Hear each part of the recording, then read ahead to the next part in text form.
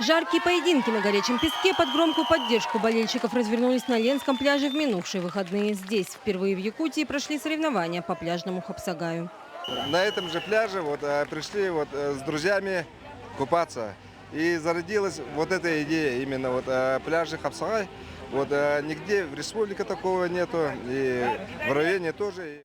Дорогие призы предоставили спонсоры. Это 10 организаций Ленска, а компания «Алмаз» выделила 4 самосвала для того, чтобы натянуть тент.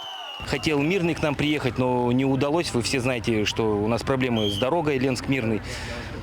Все спонсоры пошли нам навстречу. Мы купили, у нас все 6 весовых, 4 мужских и 2 весовые детских. Для детей, за первое место спортивные велосипеды, за второе место болгарки, за третье место у нас чайники.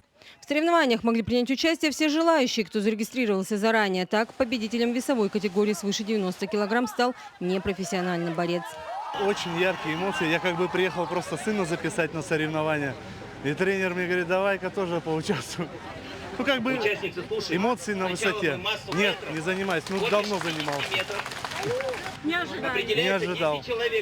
Но главное не падать духом. Неважно, победили или выиграли. Главное участие. Среди участников было много детей, маленьких чемпионов различных соревнований. Но в таких поединках не всегда побеждает сильнейший. Ловкость в этих схватках важнее силы. Смотри, папа борется.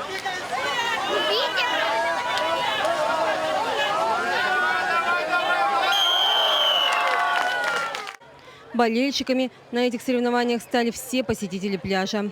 Болею. За кого? За красивую борьбу. На уровень проведения отличный. Народу много, народ доволен. Праздник. Устроили праздник пляжа, скажем так, лето. Анна Кожевникова, Виталий Андреев, Ленск.